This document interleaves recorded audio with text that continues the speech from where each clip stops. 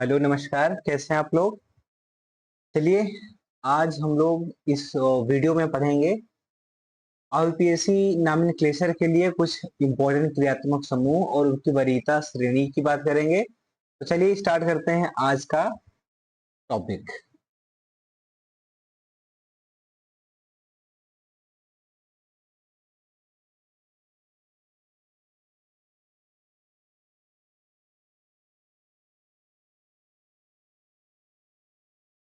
चलिए भाई, तो जैसा कि आप जानते हैं कि ऑर्गेनिक कंपाउंड का नामिनक्लेचर पढ़ने के लिए हमको जानना जरूरी है कि ये क्रियात्मक समूह क्या होते हैं, यानी कि फंक्शनल ग्रुप क्या होते हैं।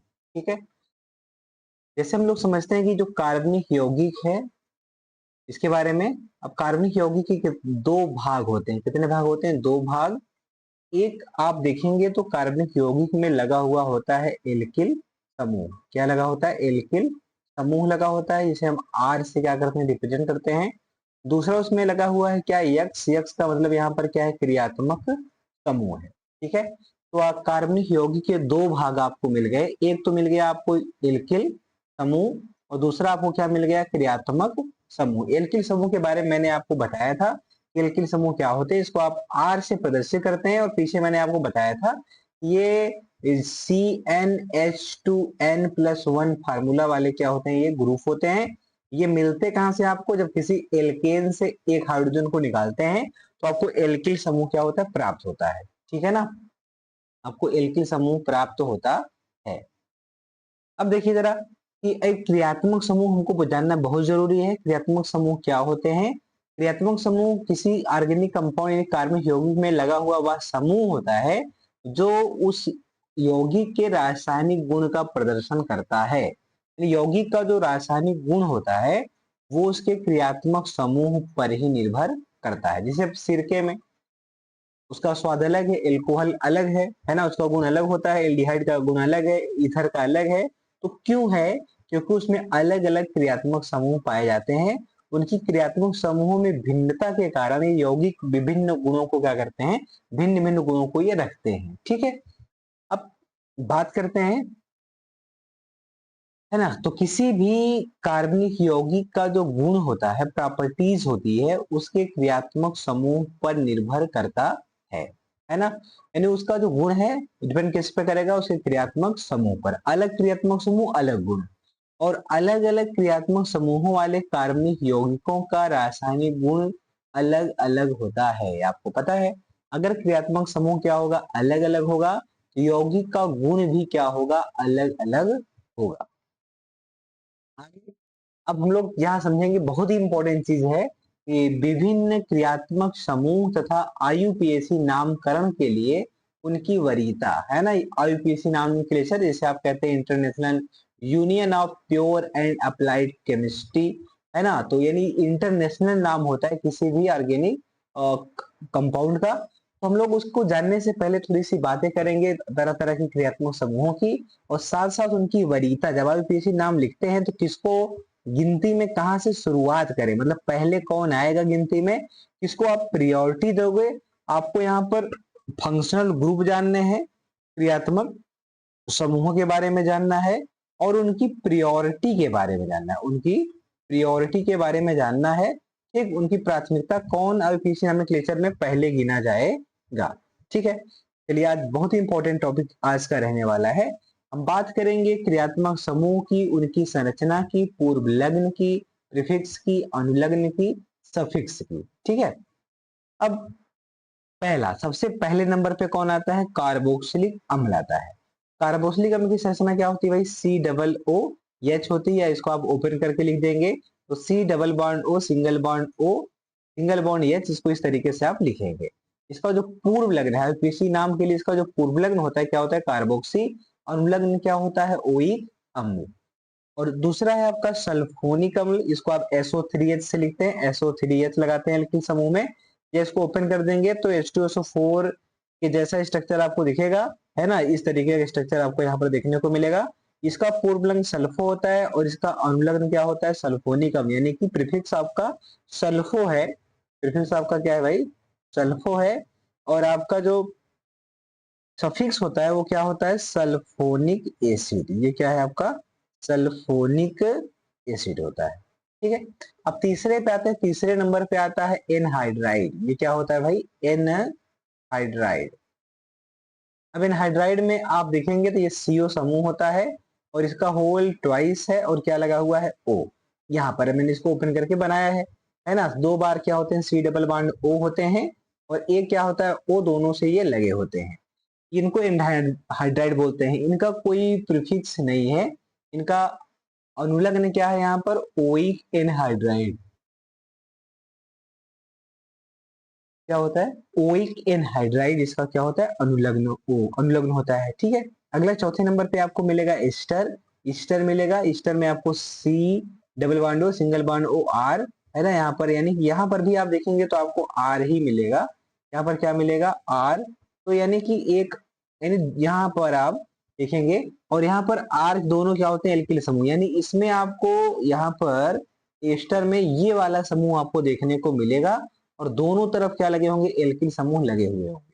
ठीक है, अगला आपका है, इसका प्रीफिक्स क्या होता है, एल्काक्सी कार्बोनिल। इसका जो है सफिक्स क्या होता है, यानी अनुलग्न क्या होता है, ओएट होता है।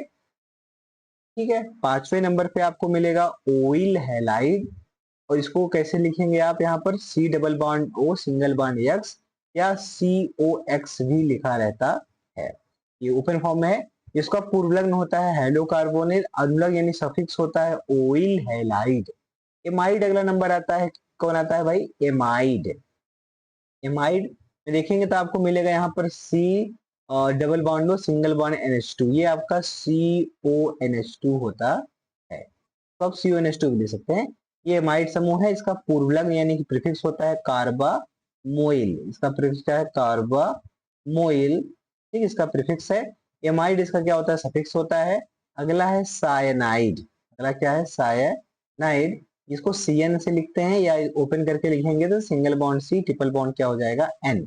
इसको प्रीफिक्स इसका होता है साइनो और इसका सफिक्स यानी कि अनुलग्न होता है नाइट्राइल। क्या होता है, ये होता है नाइट्राइल। ठीक है, याद रखना है। अगला आपका आठवां जो है उसको बोलते हैं आइसोसाइनाइड। क्या बोलते हैं, आइसोमर है, तो आइसोसाइनाइड। तो इसका क्या लिखते हैं भाई, NC लिखते हैं या single bond N, triple bond क्या लिखते हैं C। यहाँ पर एक कोऑर्डिनेट बॉन्ड होता है कार्बन के साथ नाइट्रोजन का। तो ये आपका है आइसोसाइनाइड। इसका पूर्वलग्न होता है आइसोसाइनो, अनुलग्न होता है आइसोनाइट्राइल। क्या होता है, आइसोनाइट्राइल इसका होता है अनुलग्न यानी कि सफिक्स होता है। ठीक है, ये आपका, इसको आप क्या बोलोगे भाई, आइसोसाइनो, आइसोसाइनो। और ये क्या है आपका, आइसोनाइट्राइल। ये होता है आपका आइसोनाइट्राइल। अगला, तो अगला आपका यहाँ पर है एल्डिहाइड। क्या है, एल्डिहाइड। 9 नंबर पे आपका यहाँ पर आ रहा है वरीयता में एल्डिहाइड। और एल्डिहाइड को आप लिखते हैं CHO लिखते हैं ना। इसको ओपन करके लिखेंगे तो ऊपर वाला फॉर्म आपको दिखाई देगा। इसका जो पूर्वलग्न यानी प्रीफिक्स होता है क्या होता है, वो फॉर्मिल। क्या होता है, फॉर्मिल, या इसी को आप बोलते हो ऑक्सो। और इसका जो सफिक्स होता है क्या होता है, अल। यहाँ लिखा है ना AL यानी कि अल। अगला है आपका 10वें नंबर पे एल्डिहाइड के बाद आता है कौन, कीटोन। प्रियोरिटी में एल्डिहाइड के बाद आता है कीटोन और इसको आप लिखते हैं यानी कि R single bond C double bond O single bond यहाँ पर R डेल। यानी कि यहाँ पर होता है भाई कार्बोनिल समूह होता है। कार्बोनिल समूह के दोनों तरफ एल्किल समूह की उपस्थिति होना अनिवार्य है। और जो आपका इसका पूर्वलग्न होता है वो क्या होता है, कीटो या ऑक्सो। इसका पूर्वलग्न आप क्या लिखते हैं भाई, कीटो लिखते हैं या क्या लिखते हैं, ऑक्सो लिखते हैं। और इसका जो अनुलग्न है क्या होता है, ओन, ONE होता है। अगला आपका 11वां नंबर आपका होता है एल्कोहल। क्या होता है, एल्कोहल। इसको आप देखेंगे तो OH आपको दिखेगा ऑर्गेनिक कंपाउंड में किसी एल्किल समूह से लगा हुआ। ठीक है, ये इसको ओपन कर देंगे तो O सिंगल बॉन्ड यहाँ पर क्या हो जाएगा, H।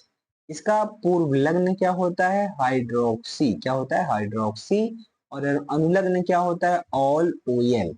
12 नंबर पे आपका है थायो एल्कोहल। थायो माने क्या होता है भाई, सल्फर, है ना। यहाँ ऑक्सीजन है वहीं पे कौन आ जाएगा, सल्फर आ जाएगा। उसको बोलेंगे थायो एल्कोहल यानी कि OH की जगह SCH हो जाएगा। ठीक है, ऊपर करेंगे तो ये सिंगल बॉन्ड H।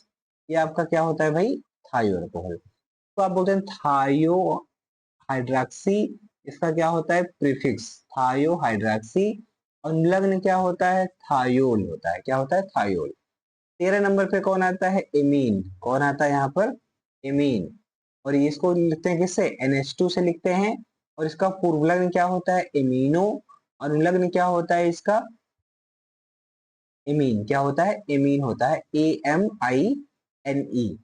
14 नंबर पे आपका एल्कीन आ गया। इसमें एल्कीन का मतलब ऐसा हाइड्रोकार्बन जिसमें आपको क्या दिख जाए, आपको डबल बॉन्ड दिख जाए, उसको बोलेंगे एल्कीन।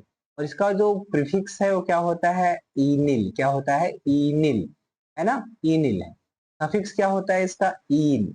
एल्काइन की बात करेंगे तो एल्काइन में क्या होता है भाई, कार्बन कार्बन बीच में आपको 3 बॉन्ड दिखेंगे, ट्रिपल बॉन्ड दिखेंगे, ठीक है।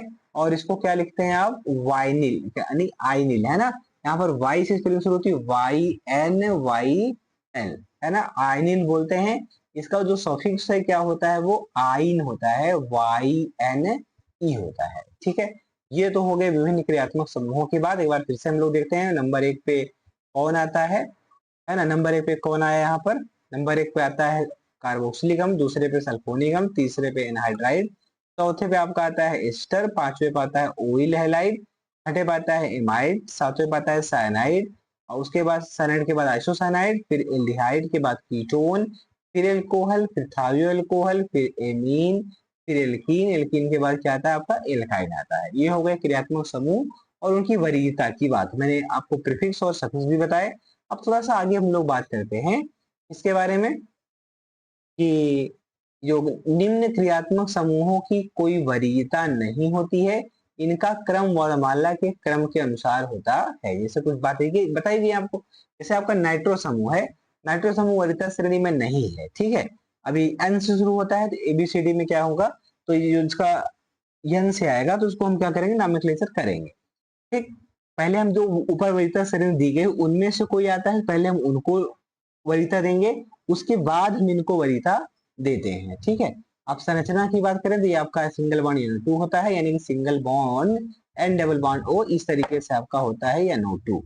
NO2 नाइट्रो का पूर्वलग्न क्या होता है आपका, नाइट्रो का पूर्वलग्न यहाँ पर नाइट्रो है, अनुलग्न इसका कोई नहीं होता है। अब बात करें दूसरा ईथर, ईथर भी प्रियोरिटी सीरीज में नहीं आता है, ठीक। स्पेलिंग ई से शुरू होती है, तो ये ईथर संरचना कैसी होती है, single bond O single bond, ठीक है। और दोनों तरफ क्या होते हैं, एल्किल समूह यहाँ पर, और दोनों एल्किल समूह R तथा R डैश दोनों एल्किल समूह होते हैं। यहाँ पर ये भी एल्किल समूह है, ये भी एल्किल समूह है, ठीक है। और अनुलग्न क्या होता है, कोई नहीं, थायो ईथर, थायो ईथर। अब इसमें क्या होता है थायो ईथर में, यहाँ पर एल्किल समूह यानी सल्फर इसमें होगा कार्बन कार्बन के बीच में, और यहाँ पर दोनों तरफ ही क्या लगे रहेंगे, एल्किल समूह यहाँ पर लगे रहेंगे, ठीक है। इसका पूर्व लग्न होता है थायोक्सी, इसका पूर्व लग्न क्या होता है, थायोक्सी कहते हैं। इसका कोई अनुलग्न नहीं होता है। बात करेंगे हैलोजन की, ठीक है, हैलोजन। तो इसकी संरचना कैसे लिखते हैं आप, सिंगल बॉन्ड एक्स लिखते हैं। एक्स का मतलब फ्लोरीन, क्लोरीन, ब्रोमीन, आयोडीन की बात करते हैं। तो इनका पूर्व लग्न क्या होता है भाई, इनका पूर्व लग्न आपका होता है हैलो। क्या होता है इनका पूर्व लग्न, इनका पूर्व लग्न होता है हैलो, ठीक। अब हेलो में अगर ये फ्लोरीन आता है तो क्या लिखेंगे आप, फ्लोरीन के लिए क्या लिखेंगे आप, फ्लोरो, ठीक है। क्लोरीन के लिए आप क्या लिखेंगे, क्लोरो लिखेंगे। अगर ब्रोमीन आया है आर्गेनिक कंपाउंड में क्या लिखेंगे आप, ब्रोमो लिखेंगे। आयोडीन आया तो क्या लिखेंगे आप, आयोडो लिखेंगे, ठीक है। इस तरीके से आज मैंने डिस्कस किया विभिन्न क्रियात्मक समूह। और आपको याद रखना है क्या क्या, कि आपको याद रखना है कि जो नाइट्रो समूह होता है NO2, और आपका जो ईथर वाला समूह है ये वाला, ठीक। और आपका जो थायो ईथर है और आपके जो हैलोजन है, इनकी कोई वरीयता श्रेणी नहीं होती है, क्रम नहीं होता है। इनको आप इनके अल्फाबेटिकली क्या करते हैं, इनका बेसिक नोमेनक्लेचर करने के लिए आप यूज करते हैं, जिसका नाम ABCD में पहले आता है, अक्षर शुरू होता है, उसको आप प्रायोरिटी पहले देंगे, ठीक है। हम लोग नेक्स्ट क्लास में देखेंगे, IUPAC नोमेनक्लेचर करेंगे, सारी चीजों को समझेंगे। तो आज मैं आपको बताया फंक्शनल ग्रुप, उनके पूर्व लग्न और अनुलग्नों के बारे में, और वरीयता क्रम। तो मैंने जिस क्रम में लिखा है वरीयता क्रम है। तो हमें यकीन है कि आपको ये बातें समझ में आई होंगी, और इसको आप रिवाइज कर लेंगे, याद कर लेंगे किस और किस क्रियात्मक समूह का कौन सा उर्वलग्न है, कौन सा क्या होता है अनुलग्न है, उनकी संरचना कैसी है, तब हम लोग पढ़ेंगे आईयूपीएसी नॉमेनक्लेचर, बहुत ही अच्छे तरीके से पढ़ेंगे। इसलिए आप इस चीजों को याद कर लीजिएगा, नोट कर लीजिएगा, ठीक है। फिर मिलते हैं हम लोग नेक्स्ट क्लास में, तब तक सभी को नमस्कार।